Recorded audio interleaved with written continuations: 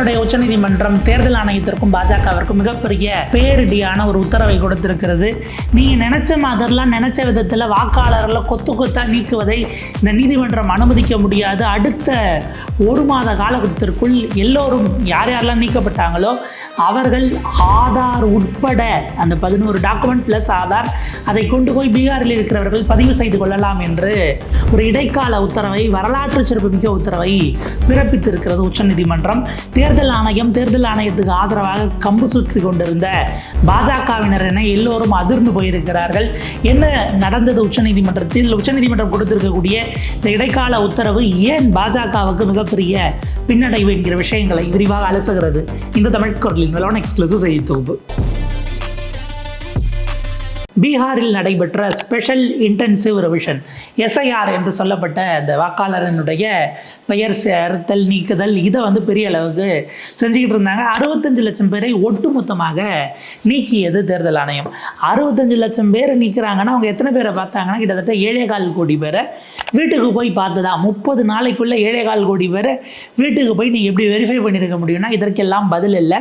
ஆட்கள் நேரடியாக போனாங்களா? பிஎல்ஓஸ் பூத் லெவல் ஆஃபீஸர்ஸாக இருக்கக்கூடியவங்க, உயிரோடு இருக்கிறவங்களெல்லாம் அவங்கெல்லாம் இறந்துட்டாங்கன்னு அவங்களுக்கு வாக்கை நீக்கி இருக்கிறாங்க, இறந்தவங்களுக்கெல்லாம் உயிரோடு இருக்கிறதா கொடுத்துருக்குறாங்க. இப்படி பல குழப்பங்கள். இதற்கு எதிராக பல்வேறு வழக்குகள் பல்வேறு கட்சிகளின் மூலமாக தொடுக்கப்பட்டது. அமைப்புகள், association of for democratic reforms ஏடிஆரில் தொடங்கி பலரும் வழக்குகளை போட்டிருந்தார்கள். பலவிதமான வாத பிரதிவாதங்கள் நடந்தது. இதில் தேர்தல் ஆணையத்திற்கு ஒரு உத்தரவு அப்படிங்கிறது தான் இப்போ பரபரப்பான செய்தியாக இருக்கிறது. நம்ம பார்க்குறோம் லைவ்லால. Bihar sir, voters excluded from draft roll can submit application online with Aadhaar card. Supreme court என்கிற செய்தியை பார்க்கிறோம். 2 நீதிபதிகள் அமர்வு, உச்சநீதிமன்றத்தினுடைய 2 நீதிபதிகள் ஜஸ்டிஸ் சூரியகாந்த் மற்றும் ஜஸ்டிஸ் ஜாய் மல்யா பக்சி ஆகிய 2 நீதிபதிகள் தான் இந்த உத்தரவை இட்டிருக்கிறார்கள்.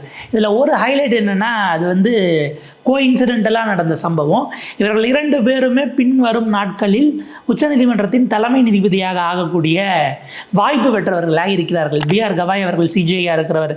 அவருடைய ஓய்வுக்கு பிறகு ஜஸ்டிஸ் சூரியகாந்த் அவர்களுக்கு ஏறத்தாழ 1.5 ஆண்டு இருக்கிறது. அந்த பக்கம் பார்த்தீங்க அப்படின்னா ஜஸ்டிஸ் ஜாய் மல்யா பகசிக்கு இன்னும் ஒரு 3-4 ஆண்டுகளுக்கு பிறகு அவருக்கான டென்யூர் அப்படிங்கிறதும் இருக்கிறது. ஸோ இப்படியான ஒரு சூழல் ஒரு பக்கம். அது கோஇன்சிடென்டலாக நடந்ததுனாலும் தேர்தல் ஆணையத்தை நோக்கி ஷார்ப்பான கேள்விகளை தொடர்ந்து வச்சுருக்கிறாங்க. சிட்டிசன்ஷிப், அதாவது தேர்தல் ஆணையத்திற்கு குடியுரிமையை ஒரு குறிப்பிட்ட ஆண்டுகள் அவங்க வாக்கெல்லாம் போட்டுட்ட பிறகு நீங்கள் நிரூபிக்கணும் என்று கேட்பதற்கான எந்த அதிகாரமும் கிடையாது, முகாந்திரமும் கிடையாது அப்படிங்கிற விஷயங்கள் எல்லாம் அங்கே பிரசாந்த் பூஷன் போன்றவர்கள் எல்லாம் வச்சாங்க. இதை ஏற்றுக்கொண்டு இப்போ என்ன சொல்லிட்டாங்கன்னா நீக்கப்பட்டவர்கள் அதை எதிர்த்து மேல்முறையீடு செய்யலாம். அவங்க கேட்ட 11 டாக்குமெண்ட் அதை கொடுக்கணுங்கிற அவசியம், உங்ககிட்ட அந்த 11 டாக்குமெண்ட்டில் ஏதாவது ஒன்று இருந்தால் நீங்கள் கொடுத்து போடலாம். இல்லைனா தேர்தல் ஆணையம் ஏற்றுக்கொள்ள மறுத்த ஆதாரை ஏற்றுக்கொள்ள வேண்டும் அப்படின்னுட்டு இடைக்கால உத்தரவு வந்திருக்கிறது.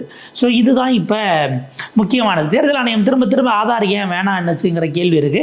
ஏன்னா அந்த 11 டாக்குமெண்ட்டில் ஏறதாழ 5 டாக்குமெண்ட்டை ஆதாரை வச்சு உங்களால் வாங்க முடியும். ஆதாரை வச்சு அப்ளை பண்ணி வாங்குகிற டாக்குமெண்ட்டை ஏற்றுப்பாங்களாம், ஆனால் ஆதாரை ஏற்றுக்க மாட்டாங்களாம் அப்படிங்கிற ஒரு பாயிண்ட்டை அவங்க திரும்ப பேசிக்கிட்டு இருந்தாங்க. தேர்தல் ஆணையம் இன்னொன்று சொல்லிச்சு, ஃபிசிக்கலி, ஏன்னா அதில் ஆன்லைன்லேயே அப்ளை பண்ணலான்னு இருந்தாலும் கூட இதை எதிர்த்து அவங்களுடைய பெயர் நீக்கப்பட்டது முதல்ல அவங்களுக்கு தெரியுமாங்கிற கேள்வி இருக்குது. தேர்தல் ஆணையம் அந்த இடத்துலையே பலவிதமான தில்லாலங்கடி வேலையை செஞ்சுருக்கிறது.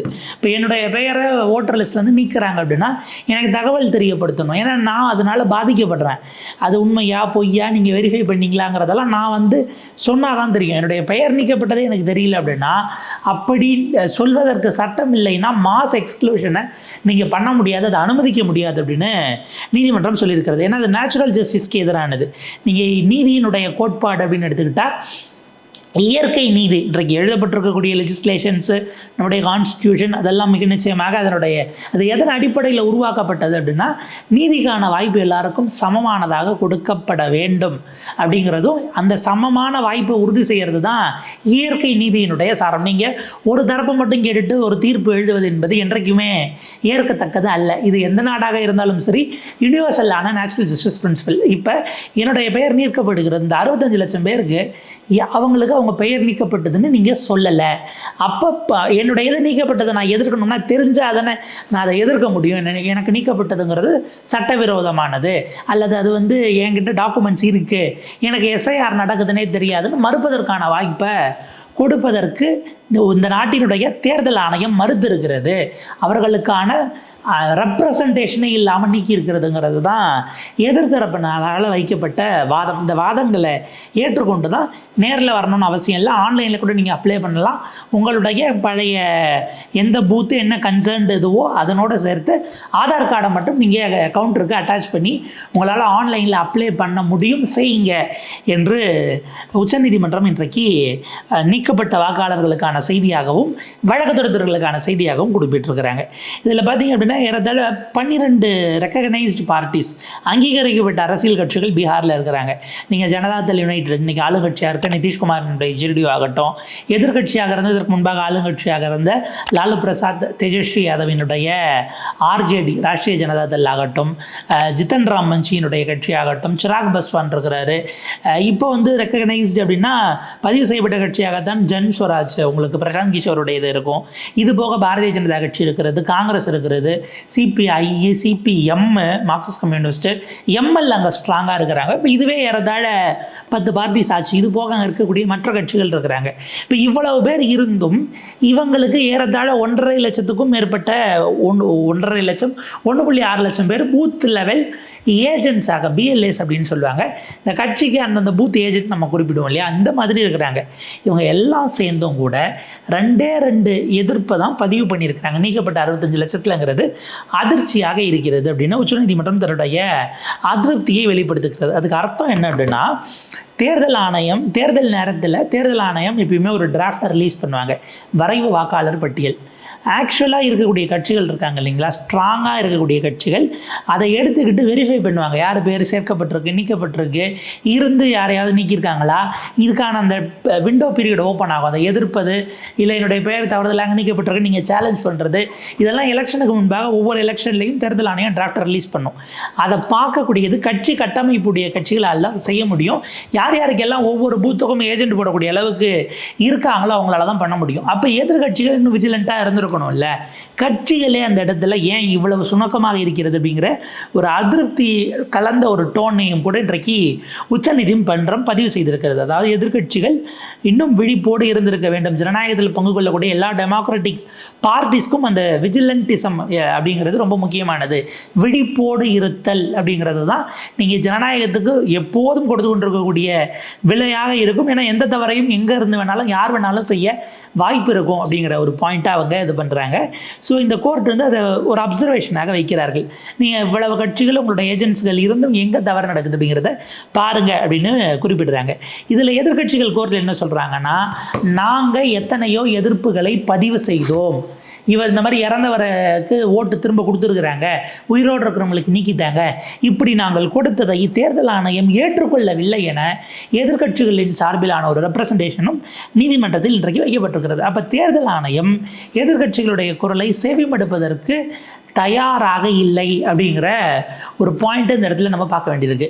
தேர்தல் ஆணையம் இந்த எஸ்ஐஆரை தொடங்கினதுலேருந்து இன்னைக்கு வரைக்கும் வெளிப்படைத்தன்மை இல்லாமல் லேக் ஆஃப் டிரான்ஸ்பரன்சியில் தான் இருக்கிறாங்க. அப்படி அவர்களுக்கு வெளிப்படைத்தன்மை இருந்திருந்தால் 2003 ஒரு எஸ்ஐஆர் பண்ணாங்க இல்லையா, அந்த நோட்டிஃபிகேஷனை தன்னுடைய வெப்சைட்டிலிருந்து தேர்தல் ஆணையம் அவசரமாக டெலீட் பண்ணி இருக்காது. நீங்கள் ஒன்றை மறைக்கிறீர்கள் என்று சொன்னாலே உங்கள் பக்கம் ஏதோ ஒரு தவறு இருக்கிறதுங்கிறது பட்டவர்த்தனமாக தெரியும். இப்போ ஹைலைட் என்னென்னா, அந்த டாக்குமெண்ட்டை பொதுவெளியில் விடலை தேர்தல் ஆணையம். ஆனால் உச்சநீதிமன்றத்தில் அதிலிருந்து பாதி விஷயங்களை மட்டும், பாதி உண்மைகளை மட்டும் தேர்தல் ஆணையம் வைக்கிற இடம் இன்னும் அபாயகரமானதாக மாறுகிறது. அப்போ கோர்ட்டில் நீங்கள் பொய் சொல்வது என்பது ஒரு குற்றம் அப்படின்னா, உண்மையை மறைத்து பாதி உண்மையை மறைக்கிறதுங்கிறது அதை விட மற்றும் ஒரு தீவிரமான அஃபென்ஸாக பார்க்க வேண்டியிருக்கு. அப்படி என்றால் பாஜக ஒரு கட்சி தான் இந்த எஸ்ஐஆரை ஆரம்பத்திலிருந்து இன்றைக்கு வரைக்கும் ஆதரித்து கொண்டிருக்கக்கூடிய கட்சியாக பேரலாக தோளோடு தோல் நிற்கக்கூடிய ஒரு சூழல் என்பது உருவாகி இருக்கிறது என்கிற இடத்தில் தான் ராகுல் காந்தி வைக்கக்கூடிய ஓட்சோரிக்கான குற்றச்சாட்டு, அந்த தேர்தல் திருட்டு, வாக்கு திருட்டுக்கு இவர்கள் துணை நிற்கிறார்களா என்கிற புள்ளியில் அது பொலிட்டிக்கல் கொஷனாக மாறி நிற்கிது. இப்போ இதில் ஒரு கேள்வி நமக்கு எழும், இவ்வளவு கட்சிகள் இருக்காங்களேங்க, அந்த கட்சிகள் எல்லாம் ஏன் எதிர்ப்பு பதிவு பண்ணலை, உச்சநீதிமன்றம் கேட்டது சரியானது தானே அப்படின்னு ஒரு கேள்வி நமக்கு எழுந்து, அது ரொம்ப நியாயமான கேள்வியாக தான் தெரியும். அப்போ இந்த கட்சிகள் விழிப்போடு இருந்திருக்கணுங்கிறது ஒன்று. நமக்கு என்ன கேள்வினா, இந்த நீக்கப்பட்ட 65 லட்சம் பேருக்கான டேட்டாவை பொதுவெளியில் தேர்தல் ஆணையம் ஏன் வெளியிடவில்லைங்கிற கேள்வியிலிருந்து நம்ம அதை பார்க்க வேண்டியிருக்கு. இப்போ பீகார் போன்ற மாநிலத்தில் ஏற்கனவே மைக்ரேஷன் அப்படிங்கிறது ஜாஸ்தியாக இருக்கிறது. புலம்பெயர்ந்து பல்வேறு மாநிலங்களுக்கு பணியிடம் சார்ந்து போனவர்கள் இருக்கிறாங்க. இவங்க எல்லாருமே அங்கே இருக்க கட்சிக்காரங்களோட தொடர்பில் இருப்பாங்களாங்கிற கேள்வியும், சாமானியர்கள் இப்போ அவங்க இந்த தனித்து கட்சியோட சம்மந்தம் இல்லாமல் பஞ்சம் பிழைப்பதற்காக வேலை தேடி வந்தவர்கள் இருப்பாங்களா அப்படின்னா செகண்ட் கேட்டகரி தான் ஜாஸ்தியாக இருக்கும். இப்போ நீங்கள் என்ன பண்ணணும், நாங்கள் நீக்கி 65 லட்சம் பேருனுடைய பட்டியல் இதுதான் பொதுவெளியில் தேர்தல் ஆணையம் போட்டிருந்தா ஆன்லைன்லேயே உங்களால் பார்க்க முடியும். அல்லது அதுக்கான விழிப்புணர்வு இல்லை அதுக்கான சென்டர்ஸை நீங்கள் ஏற்படுத்தலாம்.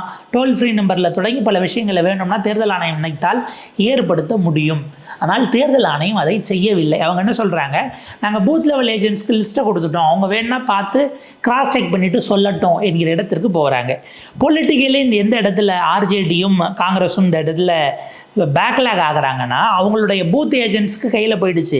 ஆனால் இன்றைக்கு வாக்காளர்கள் இந்த ஓட்டு திருட்டுக்கு எதிராக பீகார் முழுக்க மிகப்பெரிய பாத யாத்திரையை பேரணியை ராகுல் காந்தியும் தேஜஸ்வி யாதவும் ஏற்பாடு பண்ணிக்கிட்டு இருக்கிறாங்க. கிட்டத்தட்ட 7வது நாள் இன்றைக்கு அந்த பேரணி போயிட்டு இருக்கிறது. வீடு வீடாக போய் பிரச்சாரம் பண்ணுறாங்க. எங்கே சிக்கல் வருதுன்னா, கட்சியினுடைய தலைவர் அங்கே பிரச்சாரம் பாத யாத்திரை வராரு அப்படின்னா கட்சிக்காரர்கள் அங்கே இருக்க பூத் லெவல் ஏஜென்ட்ஸாக இருக்கக்கூடியவர்கள், கிளை அமைப்புகளில் இருக்கக்கூடியவங்க அதுக்கான வேலைகள் ஏற்பாடு இதை செய்யறதுங்கிறதுல தான் ஃபோக்கஸ்டாக இருக்காங்களே தவிர எஸ்ஐஆரில் அவங்க கான்ஷியஸாக இறங்காமல் போனது அப்படிங்கிறது பொலிட்டிக்கலி அவர்கள் செய்திருக்கக்கூடிய ஒரு தவறாக, ஒரு சுணக்கமாக நாம் பார்க்க வேண்டி இருக்கிறது. ஏன்னா இந்த டிஎம்கேவை நம்ம ஒப்பிட வேண்டிய தேவை வரக்கூடியதுன்னா, இங்கே இவங்களில் இருக்கக்கூடிய கட்டமைப்பு ஒவ்வொரு முறை இந்த வாக்காளர் டிராஃப்ட் வருது அப்படின்னா உள்ளூரில் இருக்கக்கூடிய திமுக அதிமுக தான் அந்த கட்டமைப்பு இருக்குது. அவங்க எடுத்துக்கிட்டு யார் யார் நீக்கப்பட்டிருக்கா சேர்க்கப்பட்டிருக்கா போன எலெக்ஷனுக்கான லிஸ்ட்டை ஒப்பிட்டு பார்த்து யார் இல்லை என்னங்கிறத அவ்வளவு என்ன சொல்கிறது ரொம்ப நுட்பமாக கண்டுபிடிச்சி எடுத்துகிட்டு போய் அதுக்கு அப்பீல் பண்ணக்கூடிய இடத்துல பிஎல்ஏஸ் ஆஃப் டிஎம்கே தான் பிஎல்ஓஸ்ட்டை போகக்கூடிய இடத்துல இருப்பாங்க. அரசு அதிகாரிகள் பிஎல்ஓ அப்படிங்கிறது பூத் லெவல் ஆஃபீஸர்ஸு. அவங்கள பொறுத்த வரைக்கும் அரசு அதிகாரிகள் அவர்களுக்குரிய அந்த விழிப்போடு இருக்க மாட்டாங்க. சேர்க்குறோம் நீக்கிறோம் வருது ஃபைல் வருதுன்னுட்டு அவங்க அதுக்கு அக்கௌண்டபிலிட்டியும் பெருசாக எடுக்க மாட்டாங்க. ஆனால் ஆட்சிக்கு வருவதற்கு வாய்ப்பு இருக்கக்கூடிய அந்த விழிப்போடு இருக்கக்கூடிய கட்சிகள் தான் இதை செய்யணுங்கிற இடத்திலிருந்து ஆர்ஜேடியும் காங்கிரஸும் இதில் இருக்கக்கூடிய சுணக்கத்தை நீக்க வேண்டிய தேவை இருக்கிறது. ஏன்னா நீங்கள் வாக்காளர்கள்ட்ட உங்கள் பெயரை நீக்கிட்டாங்கன்னு கொண்டு போய் சேர்க்குற விழிப்புணர்வுங்கிறது சரி. ஆனால் சாமானிய வாக்காளர்கள் அவங்களுடைய பெயர் சட்டவிரோதமாக நீக்கப்பட்டிருக்கிறது என்று சொன்னால் அவங்களுக்கு அதை திரும்ப சேர்க்கக்கூடிய வேலையை செய்கிற கட்டமைப்பை நீங்கள் வச்சிருக்கும் போது நீங்கள் அதை உறுதி செய்ய வேண்டிய தார்மீக பொறுப்பு அப்படிங்கிறது இன்றைக்கு எதிர்கட்சிகளுக்கு குறிப்பாக இந்தியா கூட்டணிக்கு வருகிறது அப்படிங்கிறத நம்ம பார்க்கணும். இதில் ஹைலைட் என்ன அப்படின்னா, பாஜகவினுடைய பேட்டர்னில் ரொம்ப குரூஷியலான ஒரு பேட்டர்ன் நம்ம பார்க்க வேண்டியது, பாஜக அங்கே 2வது பெரிய கட்சியாக போன எலெக்ஷனில் வந்தாங்க. முதல்ல யாருக்கும் பெரும்பான்மை கிடைக்கல. கூட்டணியாக அமைச்சாதான் நீங்கள் ஆட்சி அமைக்க முடியும். 1வது பெரிய கட்சியாக ஆர்ஜேடி ராஷ்ட்ரிய ஜனதா தள் வருது. அடுத்து 2வது பெரிய கட்சியாக அவங்களோட 2 அல்லது 1 எம்எல்ஏ குறைவாக பாஜக, அதிலிருந்து ஒரு 20 எம்எல்ஏக்கள் குறைவாக நிதிஷ்குமாரினுடைய ஜனதா தள் யுனைடெட் அப்படின்னு வராங்க. இதில் 2வது இடத்தில் இருக்கக்கூடிய பாஜகவுக்கு தான் பூத் லெவல் ஏஜென்ட்ஸ் மிக அதிகமாக பீகாரில் இருக்கிறாங்க அப்படிங்கிற தகவல்களை தேர்தல் ஆணையம் இப்போது வெளியிட்டிருக்கிறது. ஏன்னா எத்தனை பேருக்கு நாங்கள் பெயர் நீக்கின பட்டியலில் அந்த பூத் லெவலில் கொடுத்தோம் அப்படிங்கிறது இருக்கு இல்லையா, அதை கொடுக்கும்பொழுது ஏறத்தாழ 53,000 பேர் வரைக்கும் யாருக்கு இருக்காங்க அப்படின்னா பிஜேபிக்கு இருக்கிறாங்க. அதில் விட ஒரு 10,000 குறைவாக 40,000 பூத் லெவல் ஏஜென்ட்ஸ் ஆர்ஜேடிக்கும், அதிலிருந்து ஒரு 10,000 குறைவாக ஏறத்தாழ 30,000 28,000 அளவுக்கு தான் ஜேடியுக்கும் இருக்கிறாங்க. அப்போ நீங்கள் கூட்டணி கட்சி அவர் கிட்டத்தட்ட 18 ஆண்டுகள் முதலமைச்சராக இருக்கிறார். அவருடைய கட்சியை விட 2 மடங்கு பூத் லெவல் ஏஜென்ட்ஸ் வச்சுக்கிட்டு பிஜேபி வளர்ந்துருக்கிறது அப்படிங்கிறது அங்கே உள்ள நடக்கக்கூடிய அரசியலாக நம்ம பார்க்க வேண்டியிருக்கு. தன்னோடு உடன் சேர்த்து கொண்டு எப்படி ஜேடியுவை கரைச்சிருக்கிறாங்க அல்லது அவங்கள கூட சேர்த்துக்கிட்டு விழுங்கி இவங்க பெரிய கட்சியாக வளர்ந்திருக்கிறார்கள் அப்படிங்கிற ஒரு பாயிண்டாக நம்ம அதை அடிக்கோடிட்டு பார்க்க வேண்டியிருக்கிறது. ஸோ இது இன்னொரு விதமான பொலிட்டிக்கல் அப்சர்வேஷன். தேர்தல் ஆணையத்திற்கு இன்றைக்கு உச்சநீதிமன்றம் கொடுத்திருக்கக்கூடிய இந்த உத்தரவை தேர்தல் ஆணையம் தெள்ள தெளிவாக செயல்படுத்துகிறதாங்கிறது அடுத்த கட்டமான அப்படிங்கிறதான கேள்வியாக இருக்கும். நீங்கள் ஆன்லைனில் அப்ளை பண்ணுறீங்கன்னா அதுக்கு என்ன விண்டோ ஓப்பன் பண்ண போகிறீங்க? ஆன்லைனில் என்னுடைய பெயரை சேர்க்கறதுக்கு இது ஆதார் கார்டுன்னு ஒருத்தர் போடுறாரு அப்படின்னா ஆதார் கார்டினுடைய அட்ரஸ் அங்கே பூத்து வரைக்கும் அதில் எப்படி நீங்கள் ஸ்க்ரூட்டினைஸ் பண்ண போகிறீங்க? வர்றதில் ஏற்றுக்கொள்ளப்பட்டதுன்னா அதை நீங்கள் எந்த விண்டோவில் சேர்க்க போகிறீங்க? நிராகரிக்கப்பட்டது அப்படிங்கிறது எந்த விண்டோவில் டிஸ்பிளே ஆக போகுது? ஆன்லைனில் அதை எப்போ டிஸ்பிளே பண்ணுவீங்க? ஏற்றுக்கொள்ளப்பட்டதா நிராகரிக்கப்பட்டதாங்கிற தகவல்களை சம்பந்தப்பட்ட வாக்காளர்கள் யார் பதிவு பண்ணுறாங்களோ இவங்களுக்கு கொண்டு போவீங்களா? இது பொது வெளியில் வருமா? பொது வெளியில் வரலன்னா அவங்க இதற்கு அடுத்த கட்டமாக எங்கே முறையீட்டுக்கு போகணும்? இப்படியான பல சட்ட கேள்விகள் இருக்கிறது. அதாவது நம்ம சொல்ல வேண்டியது, உச்சநீதிமன்றம் இவ்வளவு தெளிவாக ஒரு உத்தரவை இட்ட பிறகும் கூட இதில் தேர்தல் ஆணையம் நினைத்தால் கோளாறு செய்ய முடியும் அப்படிங்கிற ஒரு பாயிண்ட் இருக்கிறது. ஆனால் அதை தாண்டி அதை சரியான முறையில் செய்யலை அதுன்னா அதற்கான செய்ய வைப்பதற்கான வேலைகள் அதை கையில் எடுப்பது அப்படிங்கிறது எதிர்கட்சிகளுடைய கையில் இப்போது இருக்கிறது. ஸோ இந்தியன் டெமோக்ரஸி, நம்முடைய இந்த தேர்தல் அமைப்பு முறையே மீட்க வேண்டிய, அதை சரிப்படுத்த வேண்டிய, நெறிப்படுத்த வேண்டிய, அதுக்கான எவர் விஜிலண்ட்டாக இருக்க வேண்டிய ஒரு தேவை என்பது இன்றைக்கு எதிர்கட்சிகளுக்கும் ஜனநாயக சக்திகளுக்கும் அமைந்திருக்கிறது. அவங்க அதை கான்ஷியஸாக எவ்வளோக்கு எவ்வளோ எடுத்து செய்கிறாங்கிறத பொறுத்து தான் தேர்தல் ஆணையத்தை வேலை வாங்குறது அப்படிங்கிறதும், தவறு செய்கிற பட்சத்தில் தேர்தல் ஆணையத்தின் மீது நடவடிக்கை எடுப்பதற்கான உத்தரவுகளை உச்சநீதிமன்றத்தில் வாங்குவது அப்படிங்கிறதையும் செய்ய முடியுங்கிறது இப்போதைய நிலையாக இருக்கிறது. இதனுடைய அப்டேட்ஸ், ராமிஃபிகேஷன்ஸ் எப்படி இருக்குது அப்படிங்கிறத நம்ம பொறுத்திருந்து பார்ப்போம். அந்த அப்டேட்ஸோட சந்திப்போம்.